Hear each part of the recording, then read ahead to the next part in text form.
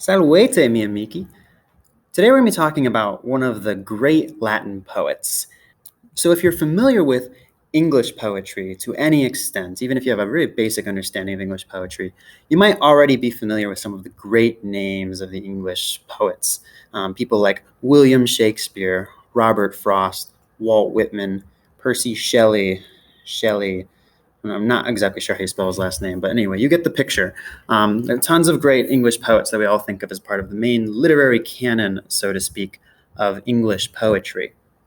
Now, not surprisingly, Latin poetry also has a lot of greats, or at least people that we look back at today and consider to be amazing poets from the Roman times. And these are poets like Virgil or Ovid, the epigrammatist Martial, Catullus, and of course, Horace, who came up with the phrase carpe diem, or seize the day.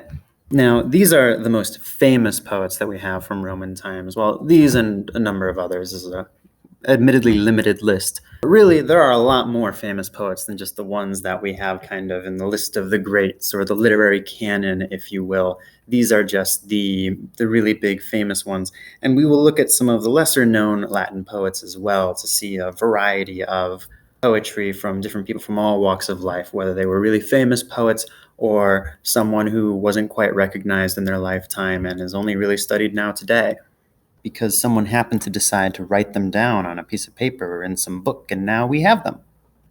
So the first of these Latin poets that we're going to look at here is Gaius Valerius Catullus. Now, Catullus was a young man, reasonably young at least by our standards, I suppose, who lived during the late Roman Republic. And he was really good at poetry. In fact, he was widely regarded while he was still alive as being one of the greatest poets out there in the Roman Republic at the time. His scrolls were copied down and circulated throughout Rome and the villas around it. If you were a wealthy or upper class person in the Roman world who had the time to sit back and read poetry and enjoy it, then you probably had some of Catullus's poems in your collection to enjoy. His poetry was especially nice to have on hand if you wanted to, woo or win over your heart's desire, if you wanted to share poetry with a woman you admired or a man you admired, and, just kind of get them in the mood to be romantic, if you will. Because Catullus is most famous for writing an extended collection of poems about his girlfriend, Lesbia. And these poems are beautiful and amazing, and they're really fascinating because Catullus wrote a large collection of poems about this girl that he loved named Lesbia. And how much he enjoyed being around her and all of the romantic things that they would do with each other and all the kisses and whatnot that they get involved in. The only problem, of course, was that Lesbia was married to another man, which is unfortunate. And if you're going to take nothing else away from this video today, then please do not get romantically involved with someone who is already married to another man or married to another woman. Just avoid, well, don't avoid people who are married, but don't try to seduce them. So who was this guy? Well, admittedly, we don't actually know that much about Catullus. We essentially know what he has told us in his poems and a real small, tiny amount of other things. We know, for example, that he was born in Verona.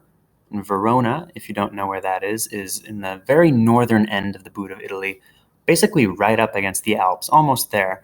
Quite the hike away from Rome, and it's still a question whether or not Catullus ever actually made it out to Rome, or if he was down there writing in Rome, or if he did all his writing up in Verona. Although, considering that in Catullus's time, anyone who was anyone went to Rome, he probably went there and practiced poetry and published his poetry in and around the city itself. Now, Catullus was born in 84 BCE, and he died in 54 BCE. This means that he was only 30 years old when he died. However, the 30 years that he occupied put him in the same space with some of the most famous Romans that we still talk about today. He was writing his poetry, for example, at the same time that Marcus Tullius Cicero was writing his famous speeches in the Senate House.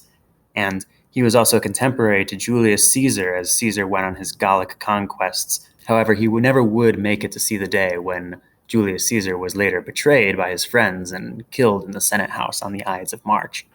But despite his short life, Catullus still managed to get quite involved with a number of his contemporaries.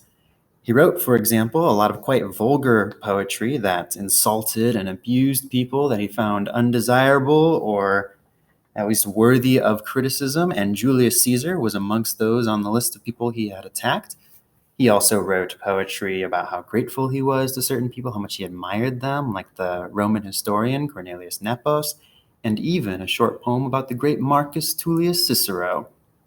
But he is most famous for his love poetry, which he wrote to his mistress, whom he longed to be with at all times, and who, of course, was married to another man. Now, he calls this woman Lesbia in all of his poems. That's her name to him in every single poem that he writes about her or to her. And it's important to keep in mind that Lesbia is not her real name. Lesbia is a code name, it's a fake name, it's a poetic name, a pseudonym, however you want to think about it. And this makes sense because if first off, if you were writing about someone else's wife in such a way, you probably wouldn't want to use their real name. And even if you could use their real name, it was not the normal thing to do in the Roman world. If you were writing flattery poetry about someone in such an intimate manner, you normally wouldn't reveal their real name to everyone. You would use a fake name instead. Now, you might be looking at this name Lesbia and thinking, this looks a lot like the word lesbian. Be careful with that, because Lesbia was not a lesbian, at least not from what we can tell from Catullus's poetry. The name's connection with the word lesbian is a little bit more indirect. You see, Catullus called his mistress Lesbia because he named her after the island of Lesbos, which was the island where the Greek poet Sappho lived. Now, Sappho is like the mother, if you will, of romantic ancient poetry, and she wrote tons of poems about men she admired and notably about women she admired, women she longed to be with, women that she desired in a romantic manner. And it is for this reason, really, that the word lesbian exists in our language today. It comes from that island of Lesbos. Lesbia is just a Latin way of saying woman from Lesbos. And so he was actually naming her after Sappho in sort of a very fanboy kind of way. Catullus is basically a big Sappho fanboy and decided to call his girlfriend Lesbia to name her after her. But we'll learn more about Catullus and Lesbia and all of the crazy things he's up to as we dive into his poetry this semester. For now, there's just one more thing I want to share with you all that I find fascinating, and that is how close we were to not having anything by Catullus today. You see, after Rome fell, the only real way that poetry or writing from the ancient world carried forward was if scribes wrote it down.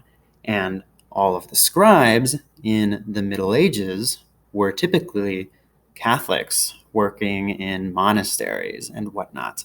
And so, as you might imagine, if you think about the sort of things that Catullus wrote down, the vulgar insults that he wrote against Julius Caesar and others, and the steamy, sensual relationship that he had with Lesbia, you can imagine why monks weren't overly eager to include this in anything that they were recording.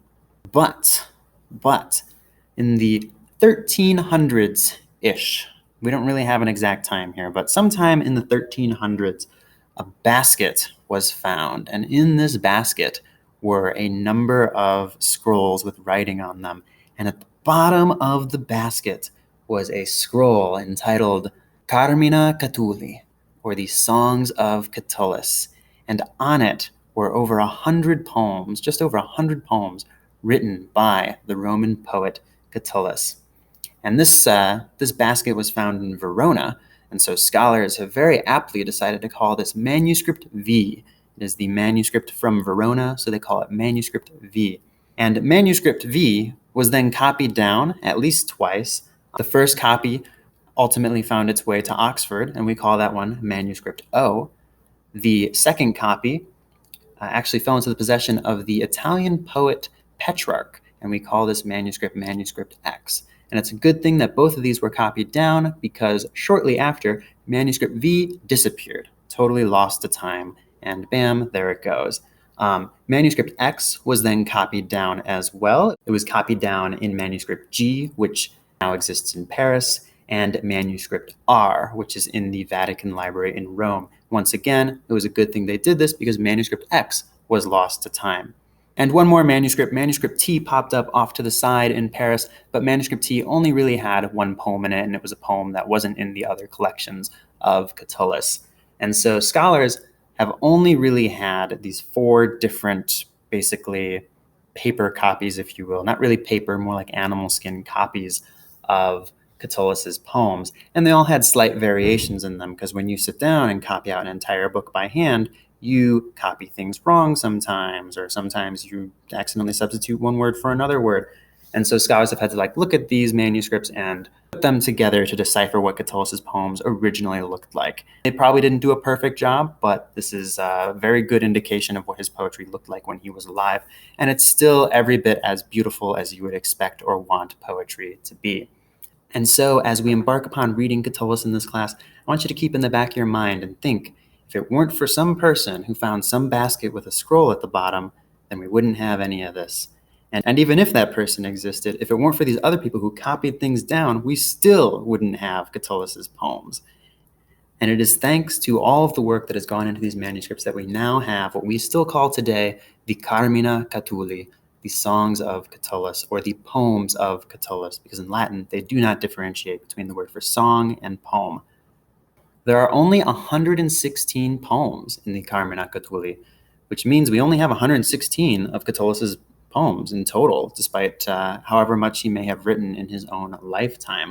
116 might sound like a lot, but if you put it into a book form, it ends up not being super thick. In fact, if you carry on studying Latin, or if you're doing Latin in the college level, and you want to say one day, I have read every single work written by a Roman author, just do Catullus. You can knock him out in a pretty quick amount of time. He's one of the few authors that I have read every single work by. It's much easier to read 116 poems by Catullus than it is to read literally 1,000 letters written by Marcus Tullius Cicero. And if you do immerse yourself in the corpus of Catullus, you get to explore the intense human beauty that is the Carmina Catulli.